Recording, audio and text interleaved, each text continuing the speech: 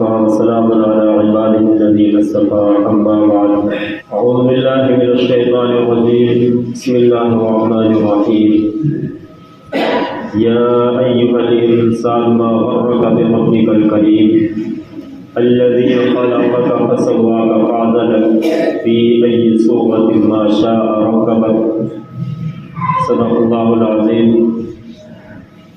وقال النبي صلى الله عليه وسلم حب الدنيا رأس كل خطيئة أو كما قال عليه الصلاة والسلام اللهم صل على محمد وعلى آل محمد كما صليت وسلمت وباركت على آل إبراهيم إنك حميد مجيد اللہ رب العزت کا بڑا احسان اور کرم ہے. اللہ تبارک و تعالی نے ہمیں ایمان کی دولت عطا کی ہے. اللہ تعالی نے ہمیں دین کی اور ایمان کی اسلام کی سمجھ بوجھ عطا کی ہے. اللہ تعالی نے اپنی وحدانیت کا اور اپنے رسول کی رسالت کا اقرار کرنے کا ہمیں اعزاز اور شرف بخشا ہے. یہ سب چیزیں ہمارے لیے دنیا کی تمام نعمتوں سے سب سے بڑھ کر ہے. انسان کا اپنا کچھ نہیں ہے، سب اصل اللہ تبارک و تعالیٰ کو اس کو دیا ہوا. انسان کے پاس اپنی اصل زندگی جینے کے لیے کچھ نہیں ہے، سب کا سب اللہ تعالیٰ کا حکم ہے. انسان کو اللہ تبارک و تعالیٰ نے جینے کے لیے اور انسان کی زندگی کے لیے جو چیزیں سب سے زیادہ ضروری ہے، سب جن کے بغیر انسان کا جینا ہی انہی پر موقوف ہے، وہ اللہ تبارک و تعالیٰ نے انسان کو بالکل فری دے دیتے.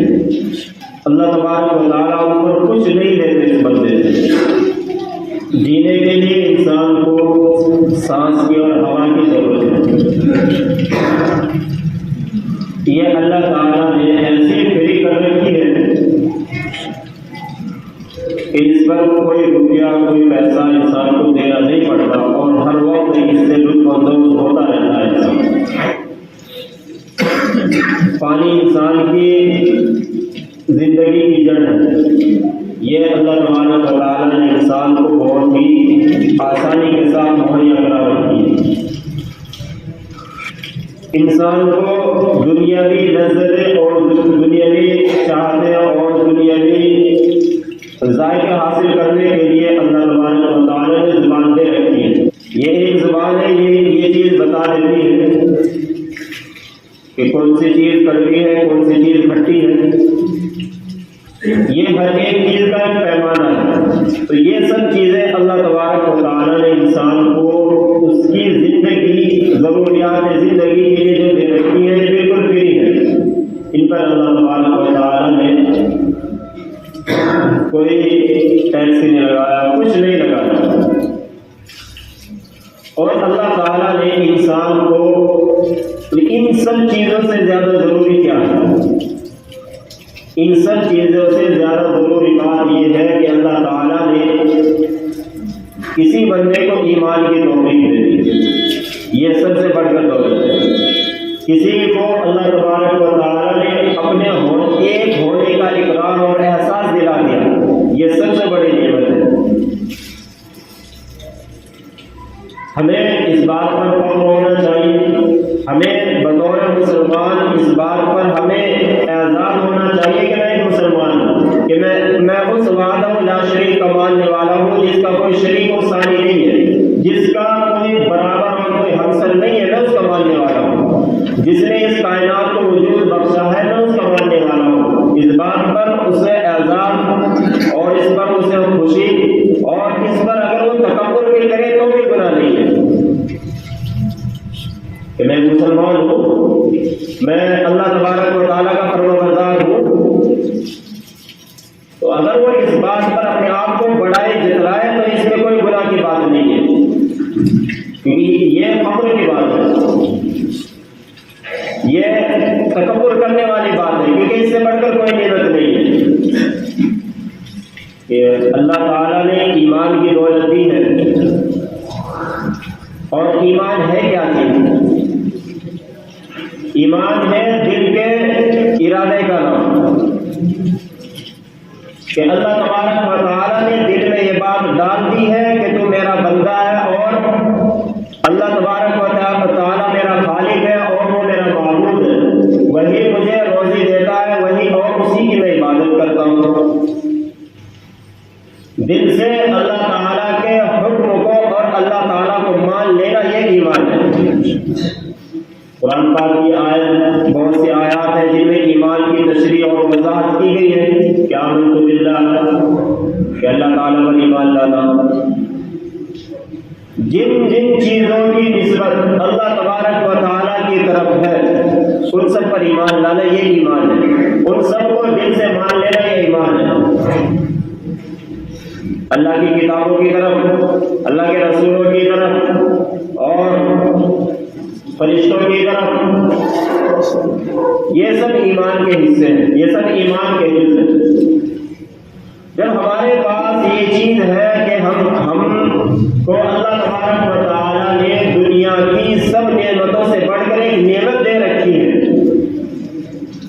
تو اب ہمارا فریضہ کیا بنتا ہے کہ ہم اس نعمت کو اور اس کا جو ہم پر فریضہ عائد ہوتا ہے اس کو ہم سنبھال کر رکھیں اور اس کی حفاظت کریں۔ اللہ کے رسول صلی اللہ علیہ وسلم ایک حدیث بیان کرتے ہیں، حضرت صوبان رضی اللہ تعالیٰ عنہ اللہ کے رسول کے صحابی ہیں اور اس حدیث کے راوی ہیں، وہ بیان کرتے ہیں کہ اللہ کے رسول نے یہ بیان کیا کہ ایک وقت ایسا آئے گا کہ تم لوگ میرے بعد جب دنیا میں باقی رہو گے بہت سے اختلافات دیکھو گے، بہت سے جھگڑے اور فساد دیکھو گے، اور تم پر قومیں ایسے ٹوٹ پڑے گی جیسا کہ کھانے والا کسی کھانے والے پر اپنے دسترخوان پر بلاتا ہے، جیسے دسترخوان لگا ہوا ہو اور کوئی آدمی بول رہا ہو کہ بھائی آج تو بھی کھانا، تو ایسے مسلمانوں پر یہ روایتیں ہوں گی۔ تو صحابہ نے عرض کی یا رسول اللہ، کیا ہماری اس وقت تعداد کم ہوگی کہ جو ہم پر ایسے یہ روایتیں ہوں گی کہ ہر طرف سے جو ہے ہمیں یہ پریشان کیا جائے گا کہ نہیں، کہ اس وقت تمہاری تعداد کم نہیں ہوگی بلکہ بہت ہوگی؟ کہ پھر کیا وجہ ہے؟ اللہ کے رسول نے فرمایا کہ تمہارے دلوں میں ان لوگوں کا روب اور ان کا خوف بیٹھ جائے گا اور تمہارے دلوں میں وہن آ جائے گا۔ پھر وہن کی تشریح اللہ کے رسول نے وہ دی ہے حب الدنیا وکراہیۃ الموت، کہ دنیا کی محبت تمہارے دل کے اندر آ جائے گی اور موت سے تمہیں نفرت ہو جائے گی، کہ جب موت کا نام آئے گا تمہارے دل لرز جائیں گے اور دنیا کی محبت میں تم کچھ بھی کر گزرو گے۔ یہی اللہ تبارک و تعالیٰ انسان کو ایک احساس دلاتے ہیں سورہ انفطار میں۔ کچھ پرانے بات کی کچھ صورتیں ایسی ہیں کہ اگر ان کا صرف ترجمہ پڑھ لیا جائے تو انسان کا دل جو ہے باہر آنے لگتا ہے۔ اذا السماء انشقت، اذا السماء انفطرت، اذا الشمس كورت، القاریہ، الحاقۃ ما الحاقہ، یہ سب صورتیں ایسی ہیں کہ اگر انسان صرف ان کا ترجمہ پڑھ لے تو اس کا دل باہر آنے لگتا ہے کہ کیا ایسا بھی ہوگا کہ یہ سورج جو ہے بے نور ہو جائے گا، آسمان پھٹ جائے گا۔ اسی کے عقائد ہے اللہ تبارک و تعالیٰ انسان کو احساس دلاتے ہیں، یا ایھا الانسان ما غرک بربک الکریم، کہ انسان تجھے کس چیز نے دھوکے میں ڈال رکھا ہے اپنے کریم رب کی طرف سے، جو تمہارا رب مہربان ہے، جو تمہارا رب رؤوف الرحیم ہے، کہ جو تمہیں جس چیز کی ضرورت ہے وہ کچھ مانگے تمہیں عطا کرتا ہے، تمہاری زندگی کے لیے جو چیزیں اچھی ہیں وہ تمہیں دے رکھی ہے اس نے۔ ما غرک، پھر کس چیز نے تمہیں دھوکے میں ڈال رکھا ہے؟ الذی خلقک فسواک فعدلک، کہ اس نے تجھے پیدا کیا، اس نے آپ کو پیدا کیا اور تمہارا راستہ بھی سیدھا کر دیا اور تمہاری تخلیق کی ہے، اور پھر اللہ تبارک و تعالیٰ نے جیسا چاہا تمہیں صورتیں عطا کر دی۔ یہ سب کارکردگی اللہ تبارک و تعالیٰ کی ہے کہ ہمارے ہر چیز ایک جیسے ہیں، ناک کان آنکھ سب ایک طرح کے ہیں، لیکن پھر بھی شکلیں الگ الگ ہوتی ہیں۔ یہ اللہ تبارک و تعالیٰ نے ایک کیسا پیمانہ تیار کر رکھا ہے، فرمایا کہ ای صورت ما شاء رکبک، کہ پھر جو چاہا جس صورت میں چاہا اللہ تبارک و تعالیٰ نے تمہارے جسموں کو تمہاری صورتوں کو اسی میں ڈھال دیا۔ اللہ تبارک و تعالیٰ نے یہ احساس دلایا انسان کو کہ تم دھوکے میں کس چیز میں پڑے ہو، کہ تم دنیا کی رنگینیوں میں جو پھنسے ہوئے ہو، تم کہ دنیا ہے کیا چیز۔ اللہ کے رسول فرماتے ہیں کہ اگر اللہ تبارک و تعالیٰ کے نزدیک اس دنیا کی کوئی قدر اور قیمت ہوتی تو اللہ تبارک و تعالیٰ کسی کافر کو ایک پانی کا گھونٹ بھی نہ دیتے۔ تو اللہ تعالیٰ کے نزدیک اس کی کوئی اہمیت نہیں ہے۔ ہمارا ایمان کیسا ہونا چاہیے، ہمارے دل کے اندر ایمانی جذبہ کیسا ہونا چاہیے۔ ہم کبھی کبھی ہمیں اللہ کے رسول کے صحابہ کی سیرت بھی پڑھ لینی چاہیے، کیسے کیسے جلیل القدر صحابی ہیں۔ اب سے 1425 سال پہلے کا ایک واقعہ ہے، دور فاروقی ہے۔ حضرت عبداللہ بن حذافہ رضی اللہ عنہ یہ کسی محاذ پر گئے ہوئے، اور اس وقت کی سپر پاور قیصر روم اور یہ اور ان کے ساتھی قید ہو گئے۔ جو قید ہو گئے تو ان کو قید کر دیا گیا، مسلمانوں کو جیل میں ڈال دیا گیا۔ حضرت عبداللہ بن حذافہ جو ان کے جرنیل اور ان کے سردار تھے تمام مسلمانوں کے، ان کو کہا کہ ان کو بلائیے، اور اس قیصر روم نے ان کے سامنے یہ تجویز کی اور یہ پیش رفت ان کے سامنے کی کہ تم محمد کا دین چھوڑ دو اور عیسائیت قبول کر دو، کہ تمہیں اور تمہارے تمام ساتھیوں کو آزاد اور عزت کے ساتھ ان کو آزاد کر دوں گا۔ حضرت عبداللہ بن حذافہ رضی اللہ تعالیٰ عنہ فرماتے ہیں کہ ایسا تو کبھی نہیں ہو سکتا کہ میں محمد کا دین چھوڑ دوں اور میرا ذلیل دین جو بالکل اب اس کی کوئی قدر قیمت نہیں ہے، کہ میں اس کو کیسے اس کا انتخاب کر سکتا ہوں، کہ جب کہ میں نے محمد کا کلمہ پڑھا ہوا ہے۔ تو کہنے لگے، قیصر روم نے پھر ان کے سامنے ایک دوسری اور پیش کی، اور یہ بات پیش کی کہ اگر تو اپنا دین چھوڑ کے عیسائیت کو قبول کر لے تو میں تجھے اپنی آدھی سلطنت میں شریک بنا لوں گا، آدھی سلطنت میں تجھے دے دوں گا۔ حضرت عبداللہ بن حذافہ رضی اللہ تعالیٰ عنہ کہتے ہیں، لَهُ مُلْكُ السَّمَاوَاتِ وَالْأَرْضِ يُحْيِي وَيُمِيتُ وَهُوَ عَلَىٰ كُلِّ شَيْءٍ قَدِيرٌ، کہ تمام کے تمام ملک، کہ اگر تو مجھے پورا ملک بھی دے دے اور اس کے علاوہ عرب اور عجم کی حکمرانی بھی دے دے تو تب بھی میں تیرا دین قبول کرنے کے لیے تیار نہیں ہوں، کہ یہ تمام کے تمام ملکیت تو اللہ کی ہے۔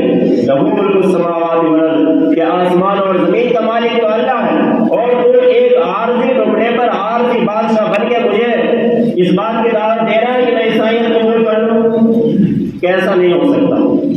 تو قیصر روم بڑا جھنجھلایا اور بڑا غصے میں اپنے آقے سے باہر ہوا، کہنے لگا کہ یہ ایسے نہیں مانے گا،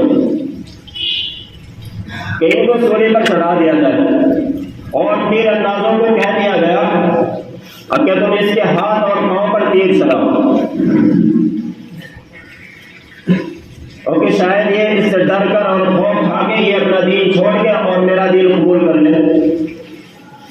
تو ایسا ہی ہوا، انہوں نے حضرت عبداللہ بن حذافہ کو اس کی سولی پہ چڑھایا اور کہا کہ اب مان جا کہ اب تو میرا دین قبول کر لے، کہ نہیں، کہ ایسا نہیں ہو سکتا۔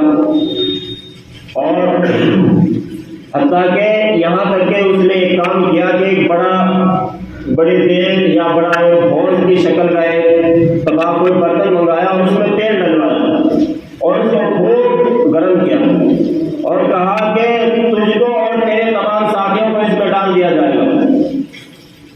ان کو سولی پہ لٹکایا ہوا یہی حشر ہوگا. ان کے سامنے ان کے دو مسلمان قیدیوں کو اس میں ڈال دیا اور وہ جیسے اس میں ڈلے وہ یکدم کوئلہ ہو گئے اور کہنے لگا کہ تیرا بھی یہی حشر ہوگا. اور اس نے غصے میں یہ حکم دے دیا اپنے سپاہیوں کو کہ اب اس کو عبداللہ کو بھی اسی میں ڈال دو. ان کی آنکھوں میں پٹی بندھی ہوئی تھی اور جب ان کو لے جایا جا رہا تھا تو وہ اپنے آنسو بہانے لگے. اور ان کے سپاہیوں نے سوچا اور سمجھا کہ شاید یہ کس سے گھبرا گیا اور کہ بتاؤ کیا بات ہے کہ یہ تو گھبرا گیا اور یہ رو رہا ہے. تو قیصر روم کے پاس لایا گیا اور کہنے لگے کہ تم رو کیوں رہے ہو, کہ کیا تمہارا ارادہ بدل گیا؟ کہ میرا ارادہ نہیں بدلا ہے, بلکہ میں تو اس لیے رو رہا ہوں کہ میرے پاس صرف میری ایک جان ہے, کہ کاش کہ میرے بالوں کے برابر میرے پاس جانیں ہوتی اور میں سب کو اس تیل میں ڈال دیتا اور اللہ کے دین کے لیے ان کو قربان کر دیتا. تو میں تو اس لیے رو رہا ہوں. تو قیصر روم نے ان کو کہا, ان کی اس جرات اور ہمت کو دیکھ کر کہ ان سب کو ابھی کے لیے چھوڑ دو, اور اس کو حضرت عبداللہ بن حذافہ کے سامنے یہ بات پیش کی کہ اگر تم میرے سر کا بوسہ دے دو تو میں تم کو آزاد کر دوں گا. تو حضرت عبداللہ بن حذافہ کہتے ہیں کہ اگر میں اس شرط پر تمہارے سر کو بوسہ دوں گا کہ اگر تم مجھے اور میرے تمام ساتھیوں کو باعزت بری کرے گا اور باعزت ان کو اپنی قید سے نجات دے گا. تو ایسا ہی ہوا. حضرت عبداللہ بن حذافہ آگے بڑھے اور قیصر روم کا انہوں نے سر کا بوسہ دیا اور تمام کے تمام مسلمان قیدی کو چھڑا لیا گیا.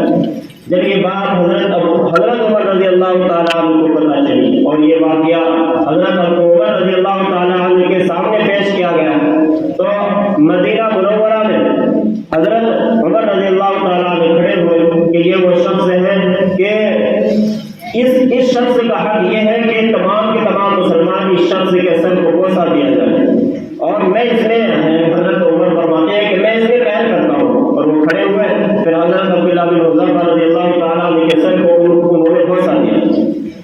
تو یہ ان کے ایمان کی طاقت کا ایک نشانی, ایک واقعہ. ایسے نہ جانے کتنے صحابہ کے واقعات ہیں کہ ان لوگوں نے دنیا کی محبت کے لیے اپنی جان کی پرواہ نہیں کی, اپنے کسی چیز کی پرواہ نہیں کی. آج ہم ایک فریضے کو ادا کرنے کے لیے اگر کسی آدمی پر حج فرض ہو جائے تو وہ کیا بہانے بناتا ہے کہ ابھی تو بیٹیوں کی شادی کرنی ہے, ابھی بیٹوں کو جو ہے کام پہ لگانا ہے. ایک فرض ہے, دین کا کام کرنا تو بہت دور کی بات ہے. دین کے لیے کوئی لفائی عام کر دینا ہو تو بہت دور کی بات ہے. اس کے بارے میں تو لوگ کیا سوچے گا, وہ ایک فرض کے بارے میں کیا سوچتا ہے کہ ابھی تو بیٹیوں کی اور بیٹوں کی شادی کرنی ہے, ان کو ان کے کام پہ لگانا ہے, ان کے دنیا اچھی طرح مجھے بنانی ہے, اس کے بعد میں سوچوں گا کہ میں حج کے لیے جاؤں. یہ آج ہمارا حال ہے, ہماری قوم کا یہ حال ہے کہ وہ دین کے بارے میں یہ نہیں سوچتی, اپنی دنیا آگے رکھتی ہے اور دین کے بارے میں ان کو کوئی پرواہ نہیں ہوتی ہے کہ ہماری قوم کدھر جا رہی ہے, ان کو کس بات کا علم ہے, کس کو نہیں ہے, کوئی پرواہ نہیں ہے. صرف اپنی دنیا بن جائے, اپنی آخرت کی ہمیں کوئی فکر نہیں ہے. بہت تھوڑے اور بہت کم لوگ ہیں ایسے کہ جن کو اپنی آخرت کی اپنی دنیا سے زیادہ فکر ہے. حالانکہ یہ دنیا تو ایک دار الاسباب ہے. یہ اللہ تعالیٰ نے دار الاسباب بنایا ہے کہ یہاں تمہیں صرف اسباب کے تحت زندگی گزارنی ہے, اور اسباب کو اتنا اختیار کرو کہ جتنا آدمی ایک سفر کے لیے اسباب اختیار کرتا ہے. سفر کے لیے آدمی کیا چاہتا ہے کہ میں ایک جگہ سے دوسری جگہ جاؤں تو میرے پاس کم سے کم سامان ہو. یہ چاہتا ہے کہ تاکہ وہاں اٹھانے میں اور پھر اس سامان کو ادھر سے ادھر لے جانے میں کوئی مجھے تکلیف اور دشواری نہ ہو, تو وہ چاہتا ہے کہ کم سے کم میرے پاس سامان ہو. تو یہ دنیا بھی ہمارے لیے ایک سفر ہی ہے. تو اس سفر میں ہمیں دنیا صرف اتنی ہی کمانی چاہیے اور اتنی ہی دنیا کے لیے ہمیں دوڑ دھوپ کرنی چاہیے کہ جتنا ہم اس کا بوجھ اٹھا سکیں ادھر سے ادھر لے جانے میں. یعنی ہم آخرت میں جب اس زمین سے نیچے ہم پہنچ جائیں, زمین کے اور قبر میں ہم پہنچ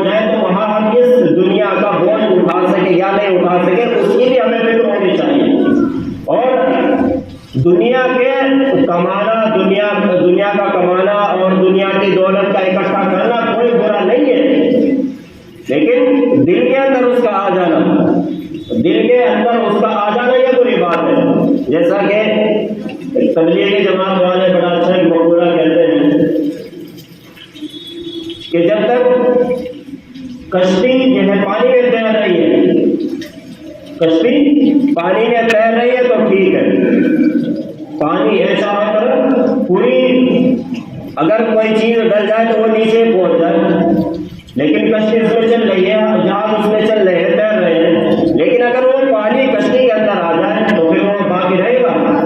تو بس یہ ایک مثال ہے دنیا کی کہ جب تک کہ وہ دل کے باہر ہے، جب تک کہ دل کے باہر ہے تو جتنی چاہے کمائی جائے، جتنا چاہے خرچ کیا جائے، لیکن جب وہ دل کے اندر آ جائے چاہے وہ تھوڑی بھی ہو، چاہے وہ دنیا وہ تھوڑی بھی ہو، تو اگر وہ دل کے اندر آ گئی تو پھر وہ نقصان دہ ہے۔ جیسے پانی چاہے تھوڑا آ جائے اور چاہے زیادہ آ جائے کشتی کے اندر تو وہ نقصان دہ ہے۔ تو ایسے ہی دنیا کی محبت ہے، اگر وہ تھوڑی آ جائے، تھوڑے مال کی محبت ہو یا زیادہ مال کی محبت ہو تو دونوں ہی نقصان دہ ہیں۔ انسان کی صحت کو برباد کرنے کے لیے، انسان کے دین کو برباد کرنے کے لیے اللہ کے رسول ایک حدیث فرماتے ہیں، بس یہ حدیث سنا کے اپنی بات ختم کروں۔ حب الدنیا راس کل خطیئۃ، دنیا کی محبت تمام برائیوں کی جڑ ہے۔ اللہ تبارک و تعالی ہمیں اس محبت سے ہماری حفاظت فرمائے اور دین کے مطابق عمل کرنے کی توفیق عطا فرمائے۔ وما علینا الا البلاغ۔